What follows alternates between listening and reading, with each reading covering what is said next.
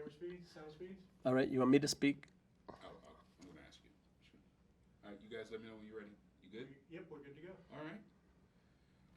Well, Dr. Tassé, give us your name and the title and spell out your name for us, please. Okay, my name is Marc, M-A-R-C. Middle initial is J, Tasse, T-A-S-S-E. I'm a professor in the Department of Psychology here at The Ohio State University. And I'm also the director of a center called the Nysunger Center. Cool, cool. So let's talk about you for a minute. Give us a overview of your career and tell us why psychology. Why is psychology your thing? Why are you so passionate about it? You know, that's interesting. I love psychology. Was always appealing to me. Just the whole notion of mind and thinking and behavior. How people behave and how that's influenced by their mind, their brain, but also their upbringing. And so for me, psychology encompasses all that. It's the whole mind, body, and environment context. Where we are. So in approaching college, I was quickly convinced that that's the area I wanted to go in. In the field of intellectual disability, that was more happenstance. So, what can you elaborate a little bit more on, with intellectual disability, your passion for that, your background with dealing with people with intellectual disability a little bit? So after I completed my undergrad degree in psychology, I knew I wanted to go to graduate school, get a PhD in psychology, become a clinician, but also I was interested in research. At that time, I knew very little about intellectual disability or autism. But I knew that to get into graduate school, I wanted to get more experience in doing research. So I applied for a research job at a teaching hospital. And I actually got a phone call from a clinical psychologist who ran a unit, was kind of the director of a unit that had children and adolescents with intellectual disability who also presented with some serious behaviors that were challenging, aggression, self-injury. And so she interviewed me for that job, and I was not interested at first, but then it was a job. So I thought, well, let's take that experience, and then if something else comes up. And then, 3 years later, I was applying to graduate school to do a master's thesis in the study of intellectual disability and self-injurious behavior, because those individuals with intellectual disability who had more significant deficits in adaptive functioning and intellectual functioning often engage in challenging behavior to communicate. And it was very effective, but we had to teach them more appropriate ways, more adaptive ways of communicating. And it was really by coincidence that I ended up learning and enjoying working with people with intellectual disability. And 30 years later, I still love it, and I still find it fascinating, and I'm still learning. Well, I mean, it's so much so that you wrote a book, Intellectual Disability and the Death Penalty. Talk to us a little bit about, motivation for that, and how that came about. So, I was approached maybe in the mid-2000 by some attorneys to come and do a clinical evaluation of a defendant who had committed a capital offense, but whom they thought had an intellectual disability. Initially, I was not interested. So I'm a clinician. I've done determination of intellectual disability. I had been doing it for more than a decade, and that was something that I enjoyed, and I think I did a good job at doing that.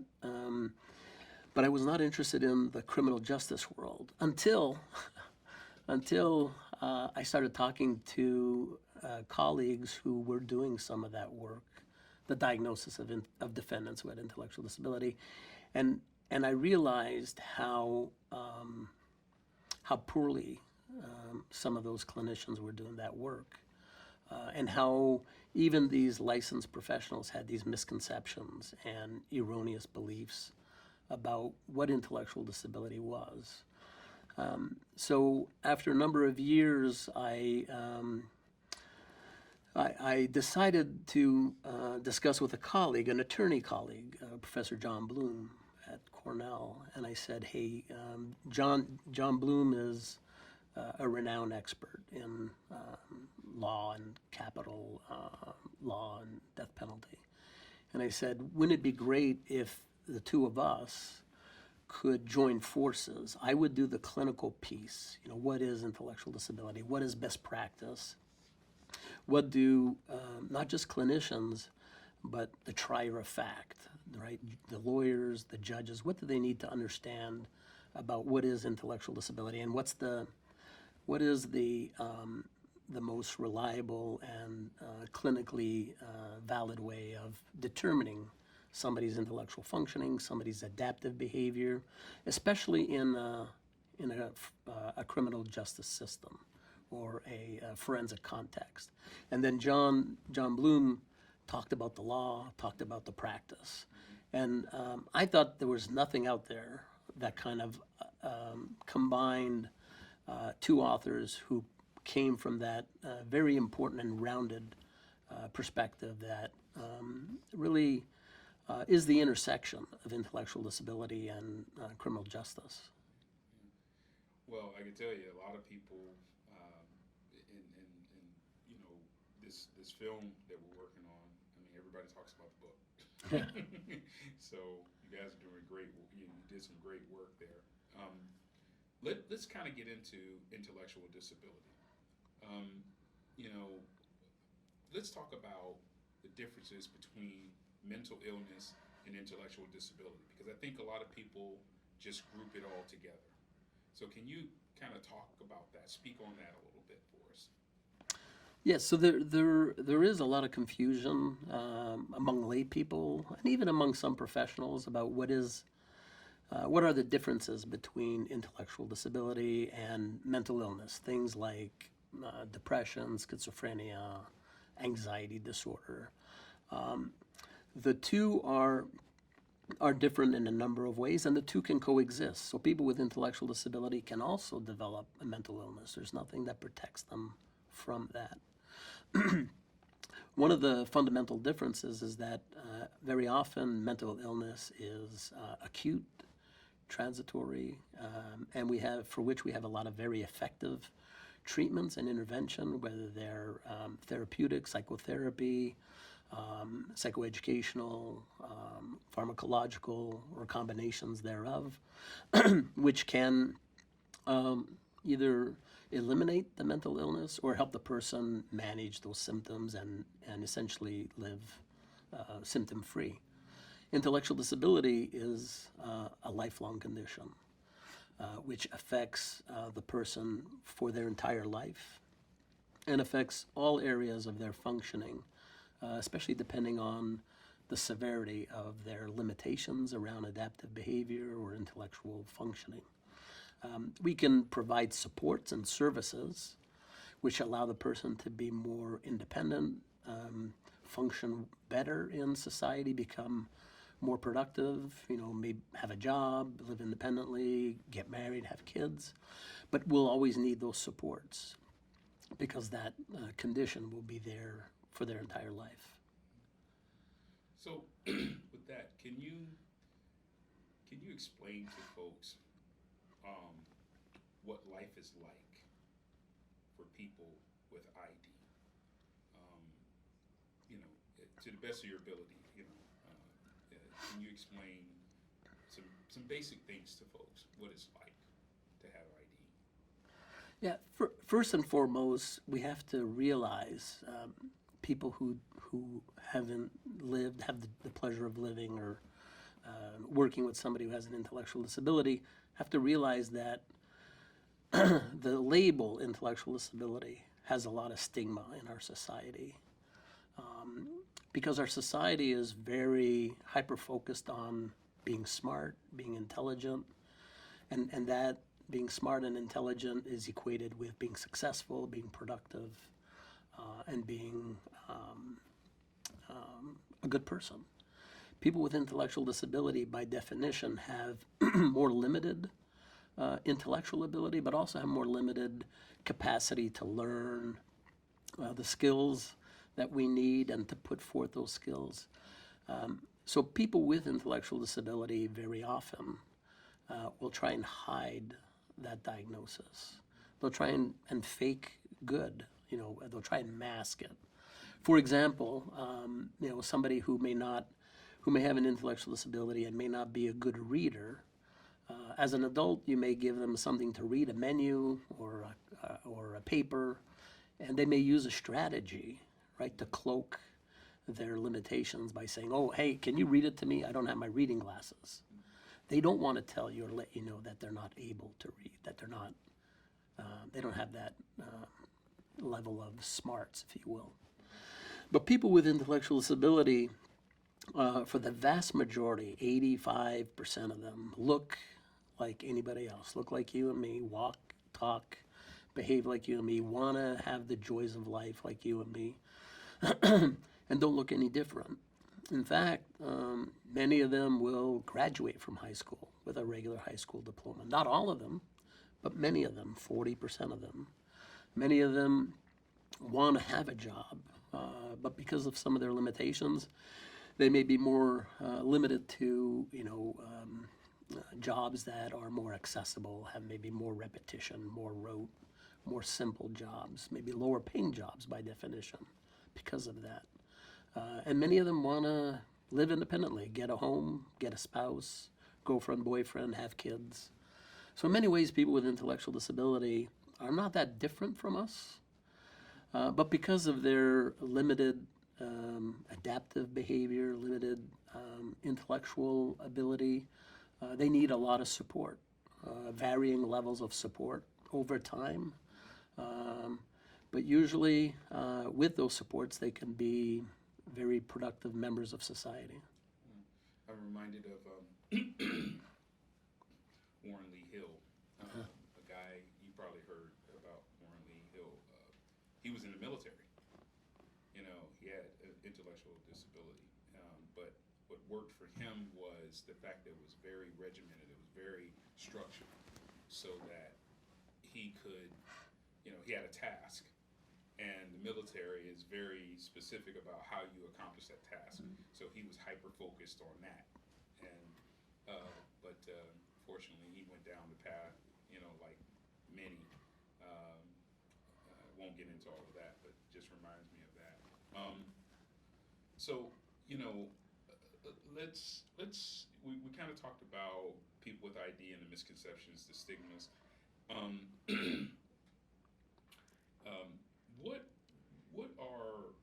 How is ID diagnosed? Let's get into that, because I want to talk about the three prongs or characteristics, how it's assessed and things of that nature. But first, let's talk about how is it diagnosed? So intellectual disability is diagnosed essentially by evaluating, assessing a person's functioning.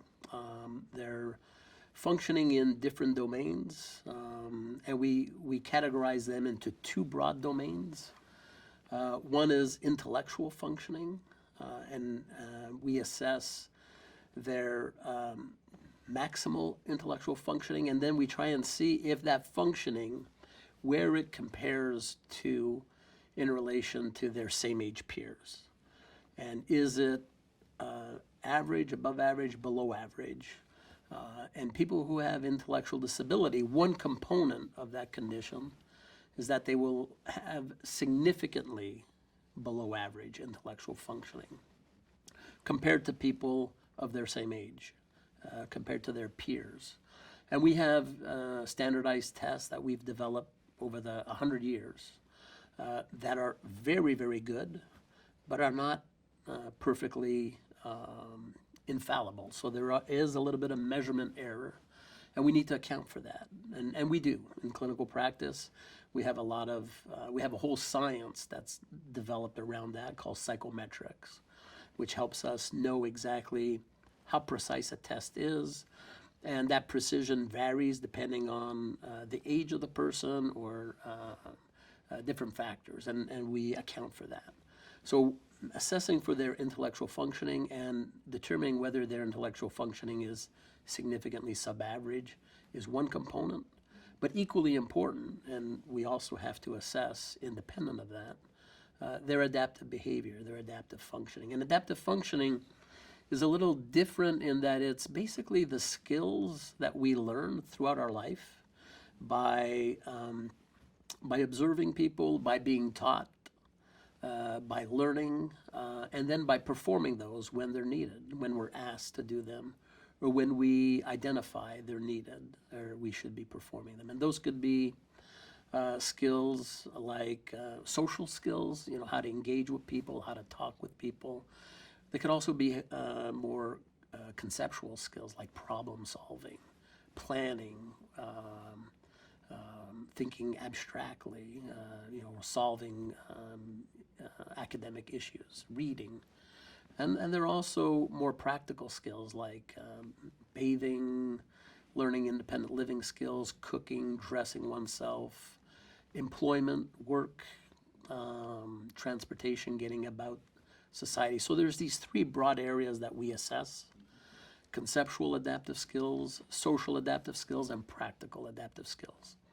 And if a person has significant deficits in one or more of those three areas, they meet what we call the second prong of our diagnosis of intellectual disability. So if the person has both significant deficits in intellectual functioning and significant deficits in one or more of these three adaptive behavior areas, they function in the range that is typical of a person with intellectual disability, if those deficits originated during the developmental period.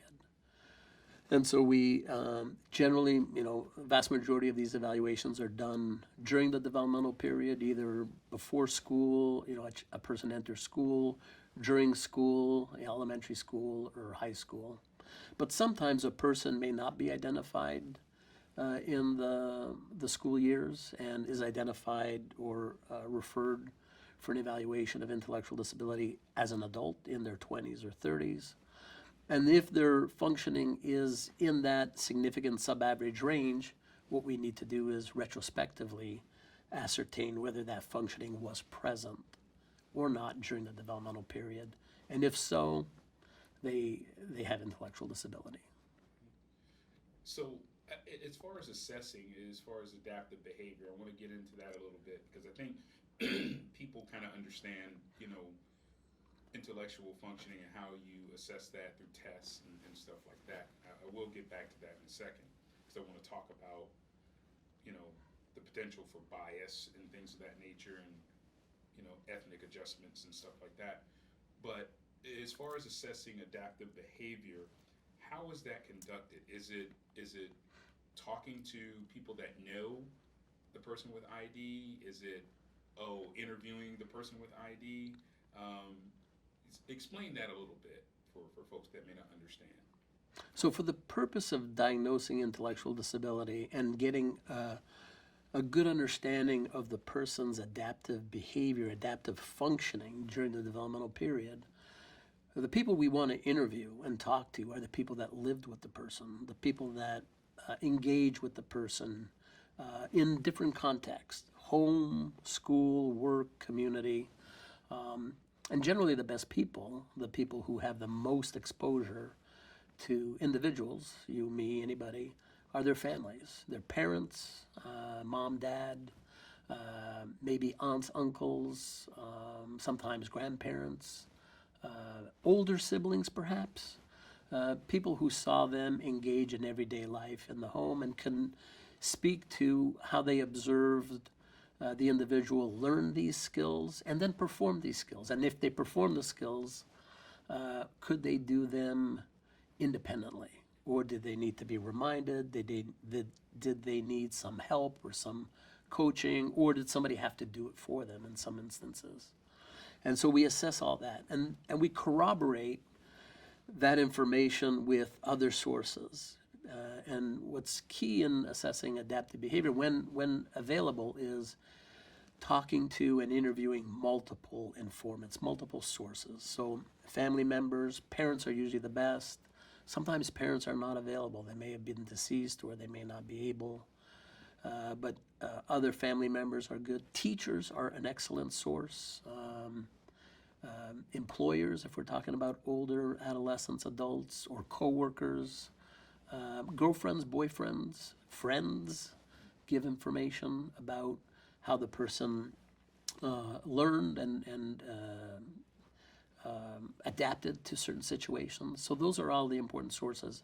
For the diagnosis of intellectual disability, we don't rely heavily on self-report, on interviewing the person, because there's a common occurrence that we see in people who have limited ability, limited skills, and that is to try and appear more able, to kind of exaggerate their ability and minimize their limitations. And that's everybody. That's not limited to people with intellectual disability or low adaptive functioning or low intelligence. And so we often rely, for the purpose of assessing adaptive functioning, on independent folks who've had the chance. These are family members or acquaintances or teachers who've observed the person multiple times over long periods of long periods of time. Good, good. So let's go back to intellectual functioning and how you assess that. So what are what are the I guess lack of better way of asking this, what are the ways or best ways to assess someone's intellectual functioning, and you know, why is it so important to get I don't want to say quality psychologists, but why is it so important that they follow certain guidelines? And where I'm heading with that is that, you know, I've read different articles or different papers or whatnot. For some cases, you know, there was almost like, you know, this bias that some psychologists have, state psychologists have. So I kind of want to get into that. Why is it so important to assess people properly with intellectual functioning? So in assessing intellectual functioning, what we're trying to do is to measure the person's fullest potential, the fullest capacity that they have. When we're trying to assess intelligence, intellectual functioning, we want to make sure that the person is predisposed to perform optimally. So to do that, we have standardized to a large extent the protocol to administer these tests. We provide a quiet environment, an environment that's well lit. We make sure that the person has rested, is not fatigued.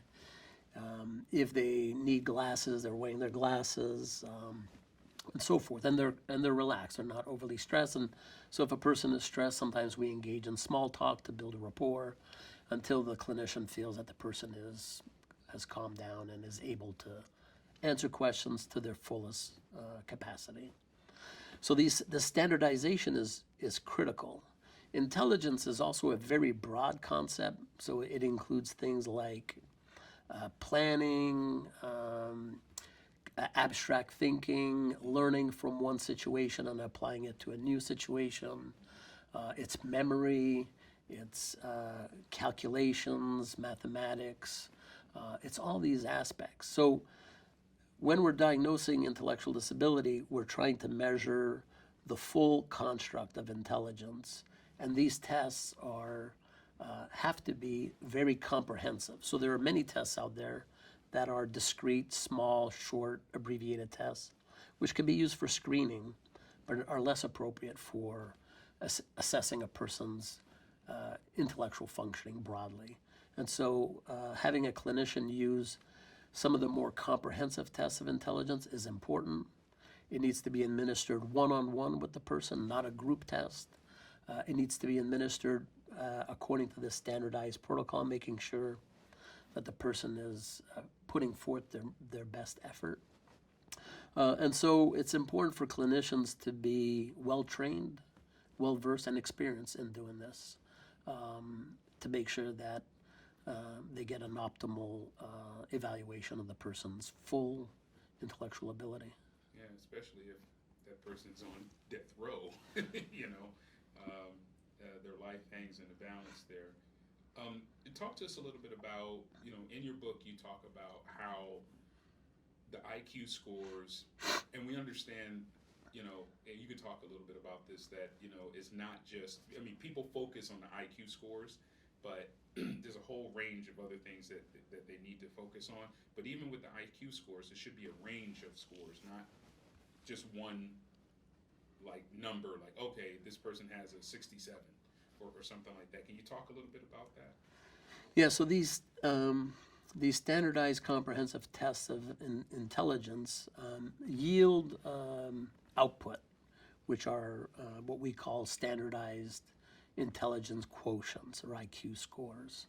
And we get an overall intelligence quotient, which is, again, standardized, so it compares the person's overall functioning and ability to the same age peers. That often is one source of information, which could be, probably needs to be put in context with other sources of information around their intellectual ability and cognitive capacity and planning ability. And I said that IQ tests or tests of intelligence have been built and refined over 100 years, but they are still imprecise. And we have to use our clinical judgment when interpreting the results that we have. And sometimes we have multiple results for multiple tests because sometimes people are evaluated over a number of times, you know, throughout their adulthood or even the school years. And interpreting those tests, one has to have a lot of clinical skill because those scores are not bright line scores. So a person could be tested 3 different times in the same month and have 3 slightly different outputs or scores. So we know that there's standard error measurement around these test scores, and there's other sources of measurement, right, which are recognized in our national treatises like the DSM-5 or the AIDD manual, and test publishers put out test manuals which provide this information. Standard error measurement. They provide something called the error associated with the Flynn effect or the obsolescence of test norms. So the older a test is when we administer it, the more there could be error around the obtained score. And clinicians have to account for that. And that's why these tests of intelligence cannot be administered just by anybody. It has to be by a recognized professional, licensed psychologist who's been trained and understands the limits of these evaluations. So,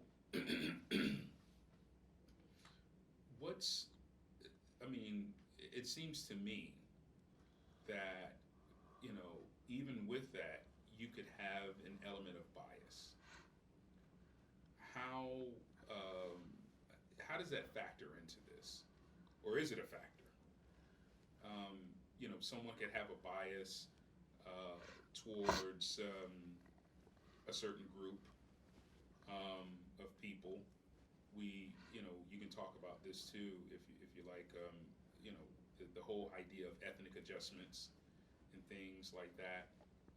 How does that factor into this assessing ID? Right.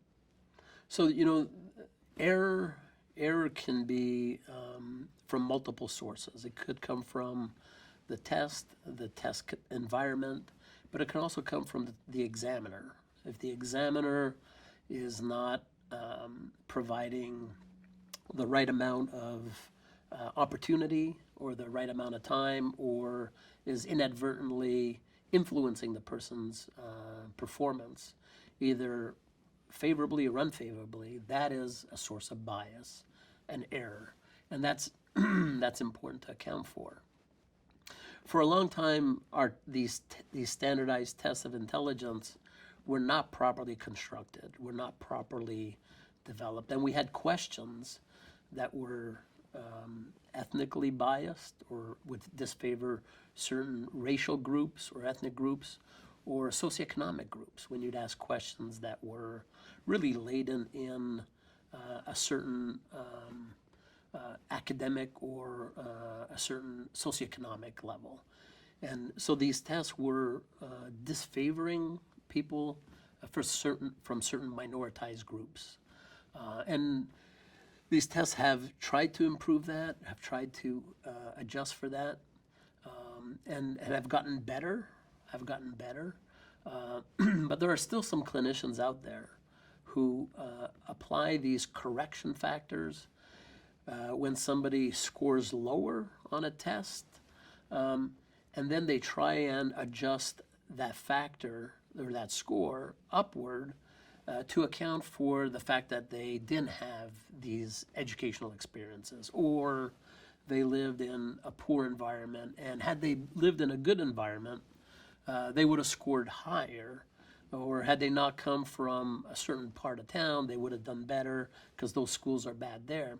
The truth of the matter is that these racial or ethnic adjustments are unethical, and in fact, somebody's living situation or their life experiences explain those are risk factors for intellectual disability and limited cognitive development.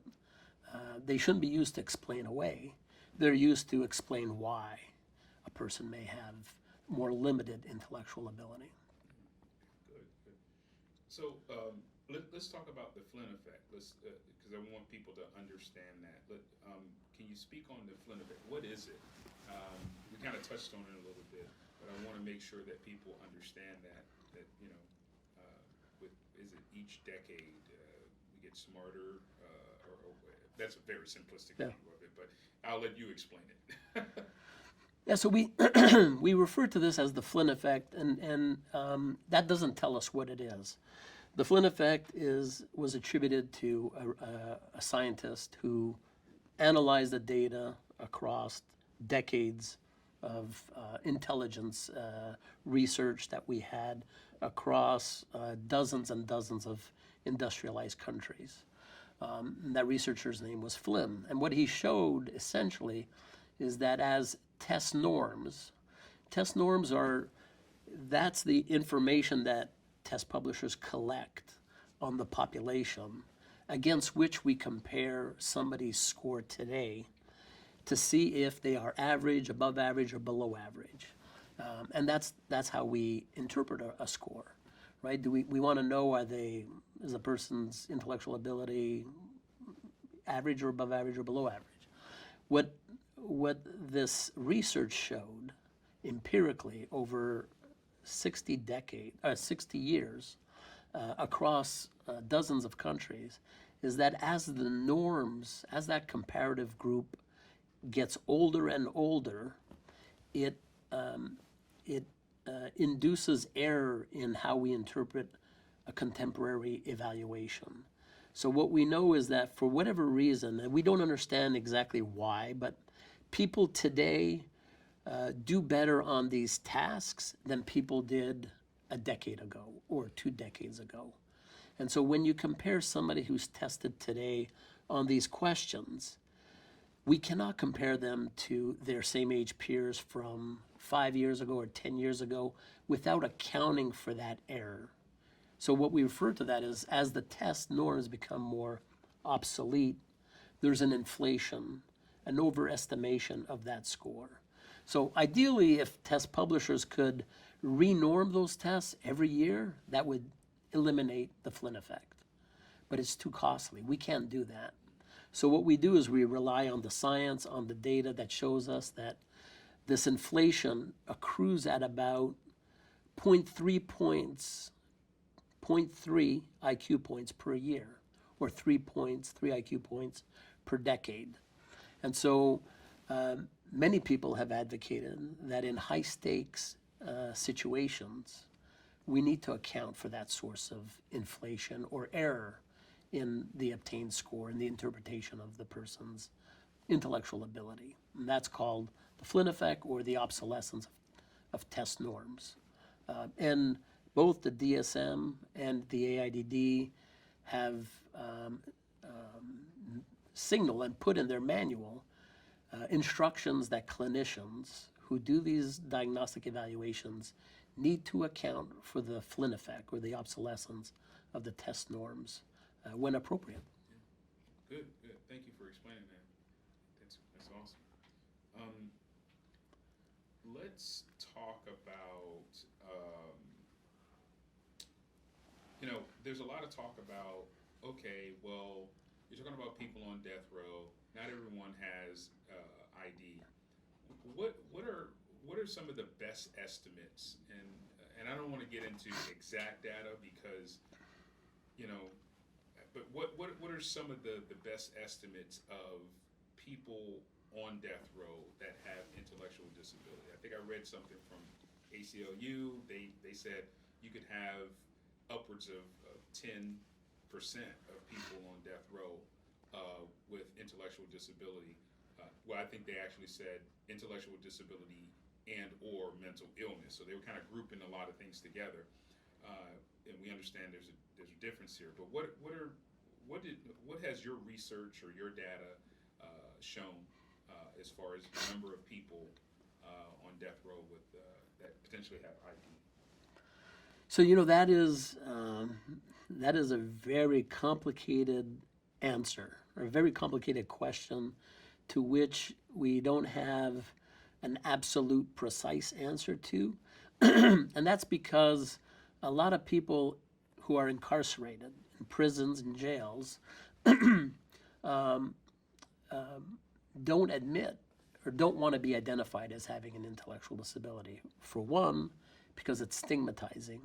For two, it could in some instances target them from other inmates to exploit them or take advantage of them. So if they could fake having more ability and not be identified as somebody who's not smart, it's to their advantage.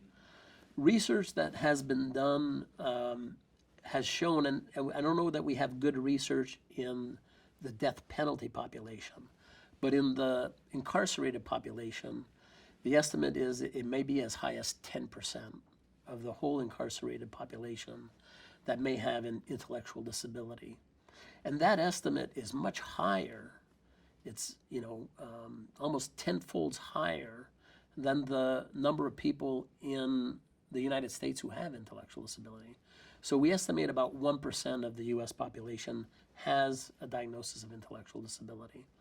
If we have such a large proportion of inmates with intellectual disability, it's not because they are more criminal in nature or in behavior. It's often explained by the fact that they are just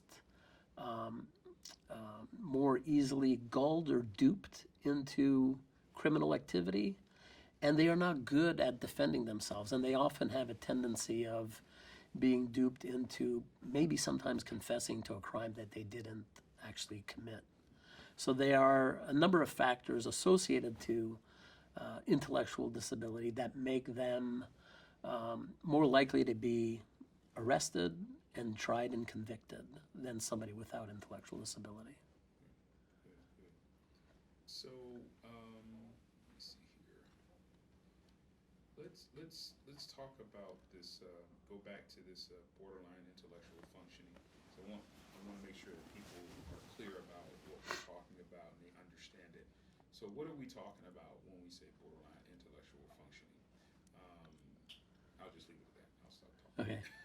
So people, there used to be this category in the DSM, in the Diagnostic and Statistical Manual, that was identified as borderline intellectual disability. And that basically meant that So you either have intellectual disability or you don't.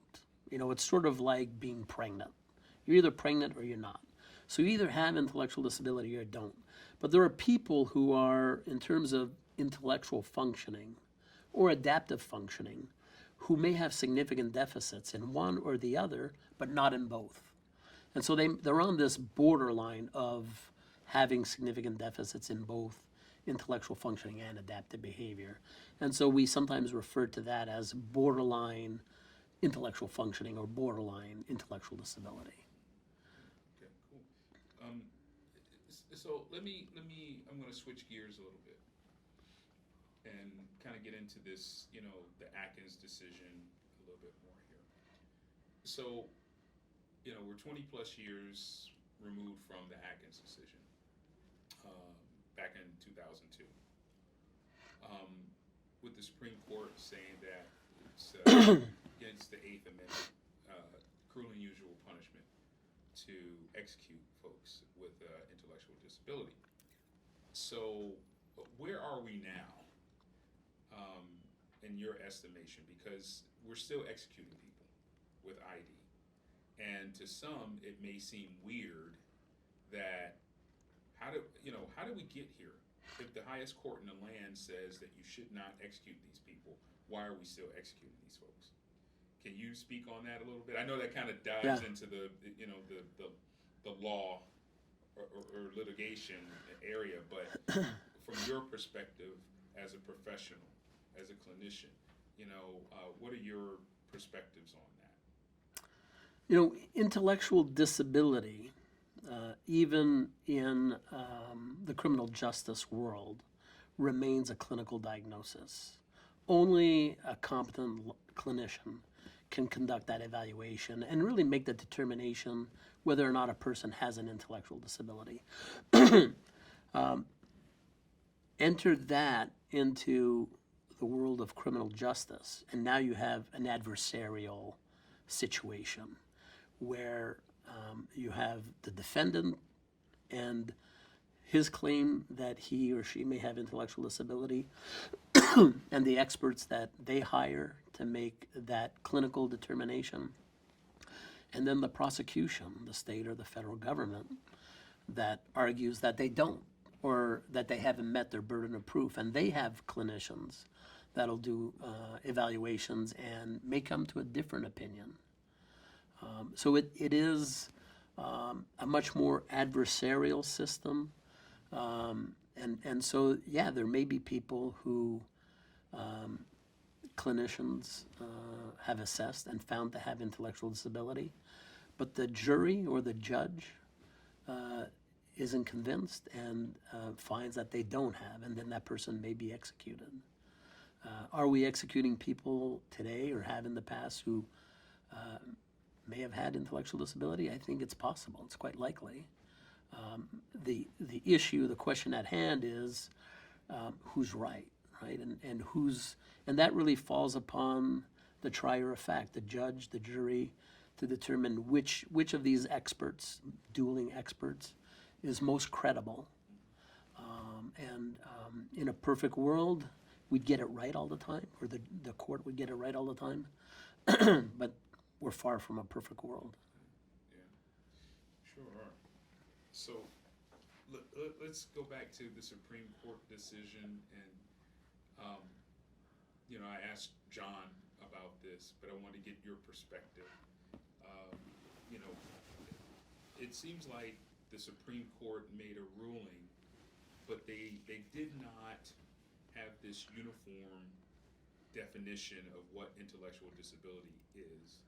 They didn't really define it or help lower courts on this path in assessing it. Now, my thought is, I guess, but through your work, AIDD, DSM 5 really kind of did that work, and people are adjusting to that. But what we didn't have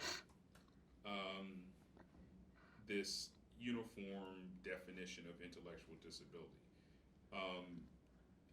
Can you speak on that a little bit, and how things have changed? Because through your work and others, you guys have, you know, made huge strides in trying to help the situation, help people with ID, and forming that, you know, that national definition, if you will. So yes, so we have, intellectual disability is defined by these national diagnostic systems that we have. In the United States, we have the Diagnostic and Statistical Manual, and we have the AAIDD Manual. The Diagnostic and Statistical Manual provides clinical information to diagnose some 300 or more psychopathologies, including intellectual disability. The AAIDD Manual, which has been published for more than 100 years, defines only intellectual disability and what are the diagnostic criteria. Is it disappointing that the U.S. Supreme Court decision in 2002 didn't define intellectual disability? Yes, but I guess that has more to do with the fact that we're a nation of federated states, and how we define intellectual disability is really a state definition, and states define it. But what's important is, following the 2002 Supreme Court decision, there were two other Supreme Court decisions around this question of capital punishment and intellectual disability, where states that were not defining, or were using definitions that were not in sync with the national medical consensus, the U.S. Supreme Court ruled against those states and clarified, for example, that we don't have a bright line IQ 70, that we have to account for measurement error, we have to account for, the obsolescence of test norm, the practice effects. And also, in the Moore Supreme Court decision, they said that states cannot define adaptive behavior based on misconceptions and misbeliefs, have to be rooted in the national consensus of what do we mean and how do we measure adaptive behavior. And our science has really progressed in clarifying these things, I'd say in part because of, the criminal justice world, which does hold clinicians accountable. So it's been, I guess, I don't know if I want to say beneficial, but it has forced our field, the field of intellectual disability, to become a little bit more robust, a little bit more precise. And I think we've met that challenge. So, what do you think most people get wrong about, this whole discussion about intellectual disability and the death penalty and everything? What do you think people get wrong the most? I think the biggest thing that people get wrong is their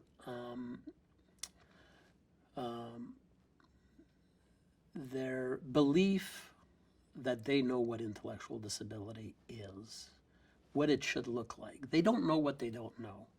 And I'm talking about attorneys, I'm talking about judges, I'm talking about jurors, and I'm talking about licensed psychologists and clinicians who have not worked with people with intellectual disability, have not had a career in that area. But today they may be evaluating a person for intellectual disability. So in that frame comes a lot of misconceptions, often painted by Hollywood and the portrayal of people with intellectual disability in movies or shows, which is often people with more significant impairments or dysmorphic features, that look a certain way because of a genetic condition like Down syndrome. Those people may have intellectual disability, but there's a lot more people, a larger proportion of this population that doesn't look like that. And so what we got wrong, I think, is we need to educate the trier of fact, because this remains a clinical diagnosis, but ultimately it's a jury of 12 lay people or a lay judge who will decide whether or not this person has intellectual disability. And so what we're getting wrong is not educating them, at least so that they can come to that determination with a good understanding of what intellectual disability is and isn't. Great point. So with that, what are outside of educating folks, are there any other things that we could be doing when we're talking about people with ID on death row? Um, you know, are there other things that we could be doing to help support them? Is there anything else that you can think of? I do, and I think I think some of it is under construction, if you will, or we're on the way of getting there. For example, the American Psychological Association is putting together a group of experts in intellectual disability to develop professional guidelines on how to make a diagnosis of intellectual disability in a forensic context. And putting those guidelines forth, I think, should provide impartial guide to all clinicians, whether they're for the prosecution or for the defense, on how do you conduct a robust, reliable, valid determination of intellectual disability. And I think if we can get there, I think that would be not perfect, but a good step in the right direction so that we can point the guidelines. So when you have an expert, either side, who uses an inappropriate measure or disregards data, valid and reliable data, to say, well, I don't believe that because the person drives a pickup truck. The person can read a newspaper. The person was married and has girlfriends. And so disregard that and then lean on misconceptions and naive notions to say the person doesn't have an intellectual disability. Yeah. So for attorneys, for judges, you've kind of answered this, but I'm going to ask it in a different way. What are some of the psychological considerations that they should keep in mind when representing people, attorneys representing people with ID? Even for DAs, I mean, their whole goal is to get a conviction. But what are some of the things that everyone, the court as a whole, should be keeping in mind when you have a case, a capital case involving somebody with ID? So I think we have to remember that if the person is found guilty of a capital offense, when we're trying to determine if they have an intellectual disability, it's not to set them free, right? We're just trying to establish what the Supreme Court reminded us is that these individuals, because of this disability, their level of culpability may be less. They are not, because of this disability and these limitations, we cannot hold them to the highest standard of punishment that we do for the worst of the criminals. And so maybe they get life without parole, but we shouldn't be executing them. Man, that's awesome. I love that. I love that. You know, when you're doing films and everything, and you interview someone, and they say they say something, and you're like, okay, mental note, I'm using that. You know, so that's awesome. Do you want to take a break to get some water or anything? Maybe a quick break for water, if that's okay. Yeah. Let's do that. Yeah. Camera speeds, we're good to go, Mark. All right. So let's talk about how important it is for defense attorneys to reach out to subject matter experts, if you will, when talking about people with intellectual disability that are on death row. Right. So attorneys have a lot of responsibility and have a lot of legal aspects to deal with, but it's also important for them to realize that they are sort of the gatekeeper, and learn and understand that intellectual disability is invisible. The vast majority of people with intellectual disability look and talk and walk like all their other defendants, all their other clients. But they have to be aware and vigilant that to determine and root out if their client may have maybe more intellectual deficits or more adaptive behavior deficits, and maybe that necessitates a more in-depth or further clinical evaluation, because if their client has intellectual disability, it's important for them to know that in their defense of their client. It's probably just, I mean, this kind of makes sense, but I want you to speak on it. It's probably best for people to reach out early, because we've seen some cases where a clinician, a psychologist, isn't brought in until later on in the process. And you know the courts, if you don't cross every T, you don't dot every I, you don't bring people in at a certain time, they're just like, they seem, I think Brian Stevenson said that the courts seem to be more focused on finality, that rather than really trying to figure out if this person has a legitimate Atkins claim. Yes.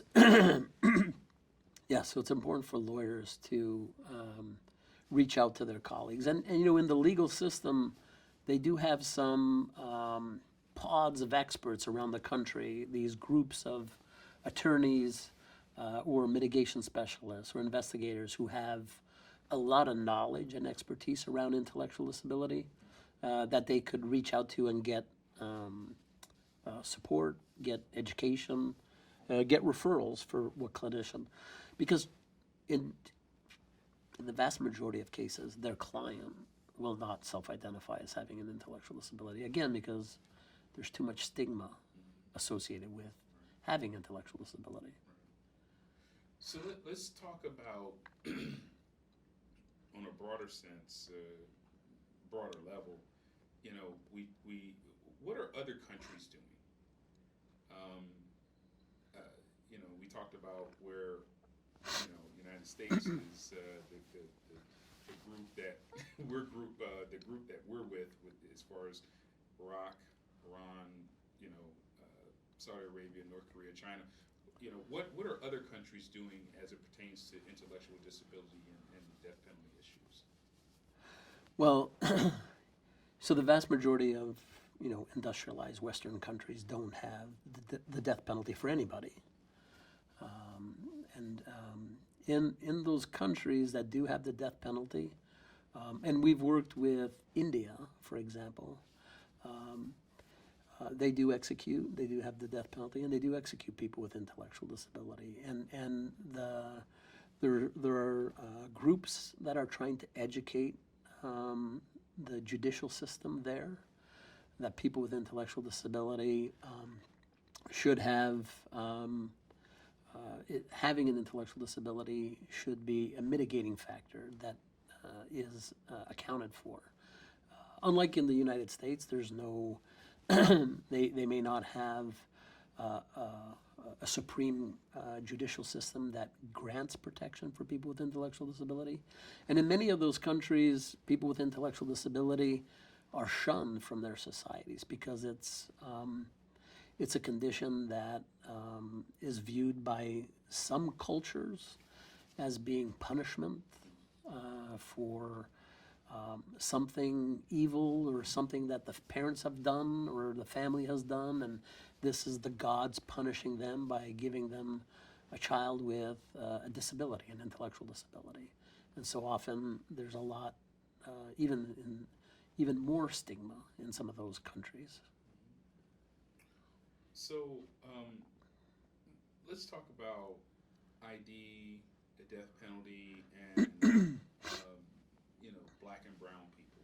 I mean, what have you seen? What has your research revealed to you as far as the disparity between black and brown and other ethnicities as far as intellectual disability and the death penalty? Well, first of all, intellectual disability cuts across all racial groups, all ethnic groups, all socioeconomic groups. Intellectual disability can occur in any family, any individual. It's, you know, it could be acquired prenatally. It could be acquired perinatally, some sort of accident or insult during the delivery, or postnatally, some trauma or exposure to teratogen or other factors, accidents. So we know that all groups can have intellectual disability. There's no protective factor. We know that our criminal justice system is heavily biased against, and we have overrepresentation of minority groups, African American, Hispanic, and commensurate with that, we could only assume that there's a comparable proportion of African American and African American and Hispanics, and others who have intellectual disability. And on death row, it is more common to have death row inmates from minoritized backgrounds. So let's go back to this whole idea of trauma, because something struck me as being kind of interesting or weird, that when we're talking about ID can be caused by some form of trauma, and we're talking about how the courts, how our country recognizes intellectual disability during the age of onset, from birth to 18 or whatnot. But you have a person that may have committed a crime, a murder, and they are, say 22. And for instance, I was telling you earlier about Mazetta Reeves. Her son, Matthew Reeves, she believes that his ID was triggered by some trauma. He was shot in the head. Mm-hmm. Now, who knows? But as it stands right now, even though the state recognized that he did have an intellectual disability, it was outside the age of onset. So can you talk about how there's, some back and forth about situations like that? That's not uncommon, Yes. So intellectual disability is the third prong, is age of onset. And so if the onset of the significant deficits in intellectual and adaptive functioning occurred during the developmental period, you have the condition of intellectual disability. But that functioning of significant sub-average intellectual abilities and significant sub-average adaptive behavior can originate beyond the developmental period, either due to an acquired brain injury or traumatic head injury, whether that's a fall, hit, gunshot wound, a tumor, a brain tumor. However, and so there is some debate. So that would not meet our clinical definition of intellectual disability, but the person's functioning committing their crime, their capital offense, may be comparable to a person with an intellectual disability, in that they have limited ability planning, limited ability to manage and respond to stress. They may be more gullible or vulnerable. They may be less able, because of their impairment, their brain injury, to aid and assist their attorneys. And so they have all these similar characteristics. So there are people, I'm not part of that group. That's not my area. My area is intellectual disability. But there are attorneys, lawyers, clinicians who are looking at that and raising the argument that these individuals, their level of culpability may be diminished, much like people with intellectual disability, because of this brain impairment, which impacts their intellectual functioning and ability to adapt to everyday life. You want your water? Or you're Yeah, good? I'm okay. Okay. Thank you. So, what, as we kind of head towards wrapping up, what have I missed here? Any parting thoughts? Anything that I may have missed in this whole discussion about intellectual disability and the death penalty? Anything that we need to have in this film to really shine a light on this issue? Anything, and take a few minutes if you like. Yeah, pressure. I think Rock again. I think you teed it up nicely. You really hit on a lot of salient elements. I think all the salient elements. The one thing we didn't talk about, which I think is often misunderstood, is this notion of clinical judgment. And both the Diagnostic and Statistical Manual and the AAIDD Manual, the American Association on Intellectual and Developmental Disability Manual, both emphasize the importance of clinical judgment in making, either ruling in or ruling out, a diagnosis of intellectual disability. And clinical judgment is not earned by a professional license. So not all clinical psychologists or forensic psychologists or intellectual disability psychologists or psychiatrists have clinical judgment in everything, in all the psychopathologies.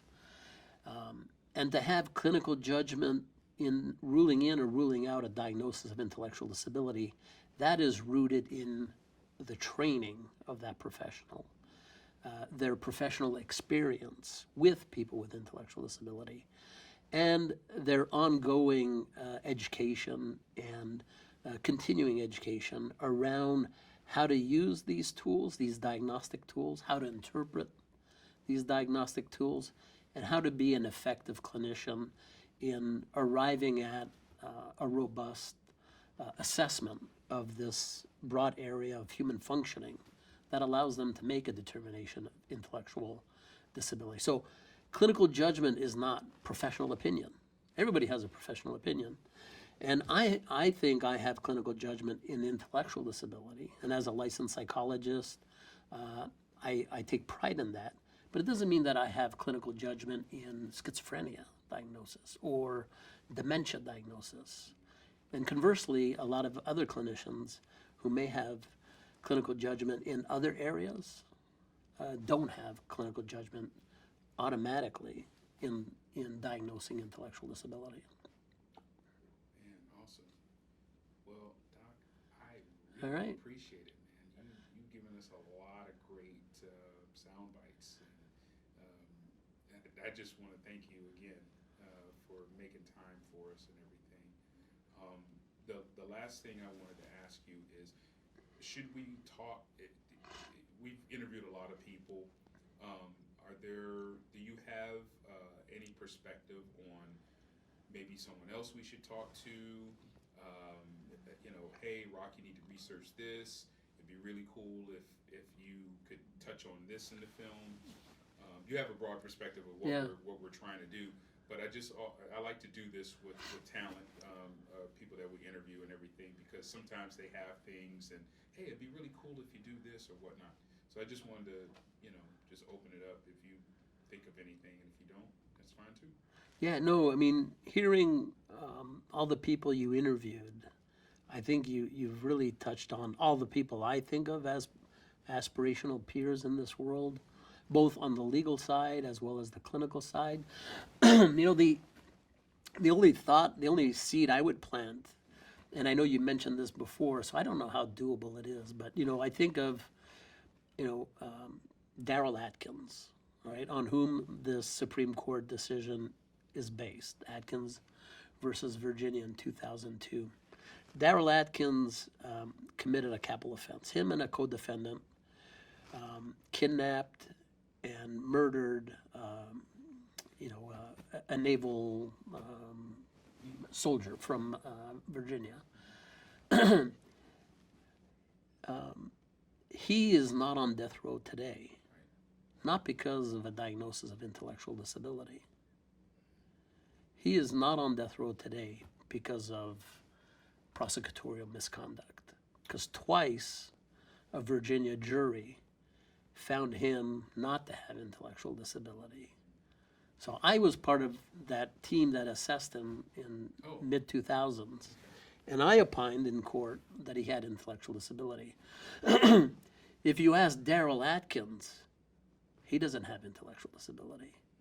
And he would argue with you that he doesn't have intellectual disability, even knowing that it would get him off death row.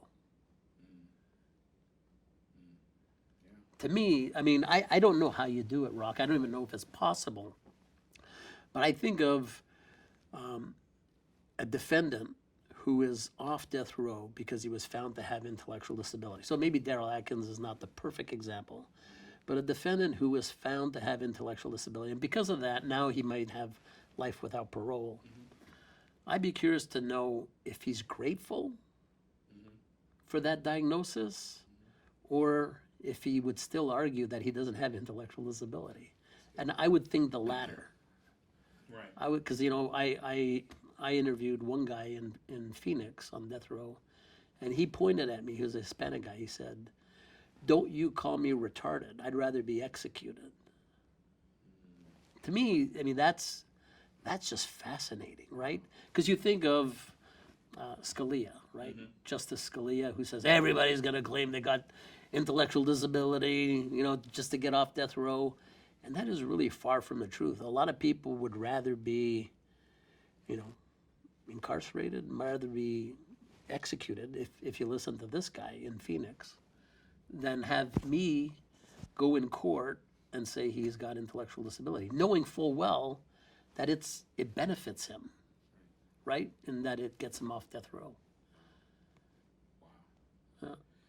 That's amazing. You know. So I mean, I'm just dropping that seed. I mean, I don't know how possible or how usable that would be. You know, originally I thought about trying to reach out to to Daryl Atkins originally early on, but I was like, okay, well, you know, but that it's possible. You know, talking to someone that has gotten Atkins relief, I can reach out to a couple of people because I've come across. Of course, you're looking at all these cases and you're reaching out to people. There are some folks I can reach out to talk to.